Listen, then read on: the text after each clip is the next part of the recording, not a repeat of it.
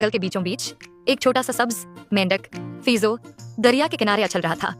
उसे कनूल के पतों पर कूदना और ठंडे पानी में छींटे मारना बहुत पसंद था। लेकिन फीजो हमेशा किनारे के करीब ही रहता था, क्योंकि वो जानता था कि दरिया में बड़े जानवर रहते हैं, खास तौर पर एक बड़ा मगरमच्छ अलजी। अलजी बहुत बड़ा और ताकतवर था। उसके 30 दांत हैं और लंबी दम थी।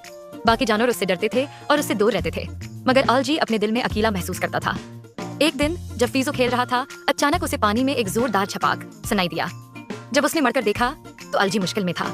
इसकी दम पर एक बड़ा सा दरख्त का तना गिर गया था और वह हरकत नहीं कर पा रहा था। मदद करो, कोई तो मेरी मदद करे, अलजी चलाया। लेकिन दूसरे जानवर खौफजदा होकर दौड़ खड़े देखते रहे। फीजो कुछ लम्हों के लिए झिझका। अलजी बहुत बड़ा और खौफनाक था, लेकिन वो मुसीबत में था। फीजो ने गहरी सांस ली और पानी में छलांग लगा दी। वो एक कनूल के पत्ते से कूदकर लकड़ी के तने पर पहुंचा और अपनी पूरी ताकत से धकेलने लगा। फिक्र न करो अलजी, मैं तुम्हारी मदद करूंगा, फीजो बोला। शुरू में तना हिलने का नाम नहीं ले रहा था, लेकिन आखिरकार एक जोरदार धिक्के के साथ वो अलजी की दम से हट गया। अलजी फौरन सतह पर आया और एक गहरी सांस ली। तुमने मुझे बचा लिया नन्हे मेंढक, अलजी हैरान होकर बोला। इस दिन के बाद फीजो और अलजी बेहतरीन दोस्त बन गए। अलजी ने फीजो को अपनी पीठ पर बिठाकर दरिया के सफर पर ले जाना शुरू कर दिया। दूसरे जानवर हैरान थे कि एक नन्हा सा मेंढक और एक बड़ा मगरमच्छ कैसे दोस्त बन गए। एक शाम जब फीजो और अलजी दरिया के किनारे आराम कर रहे थे, उन्होंने एक चिड़िया की जोरदार चीख सुनी। वो फौरन देखने गए और पाया कि एक नन्ही चिड़िया कांटों की झाड़ी में फंस गई थी। फीजो ने उसे आजाद कराने की कोशिश की, लेकिन कांटे बहुत सख्त थे। फिर अलजी ने एहतियात से अपने मजबूत जबड़ों से झाड़ियां काटे और चिड़िया आजाद हो गई। शुक्रिया, मैं बहुत खौफजदा थी, चिड़िया ने खुशी से चहचहाते हुए कहा। अलजी मुस्कुराया।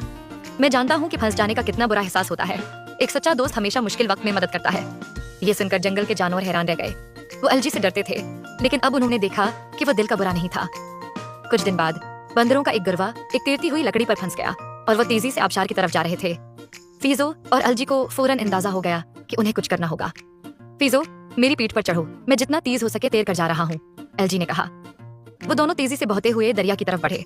अलजी ने अपनी ताकतवर दम से लकड़ी को धकेला, जबकि फीजो ने बंदरों को किनारे की तरफ जाने में मदद दी। जैसे ही बंदर किनारे पर पहुंचे, जंगल के तमाम जानवर खुशी से तालियां बजाने लगे। अब सबको मालूम हो गया था कि सच्ची ताकत सिर्फ जिस्मानी कूद में नहीं, बल्कि दूसरों की मदद करने में भी है।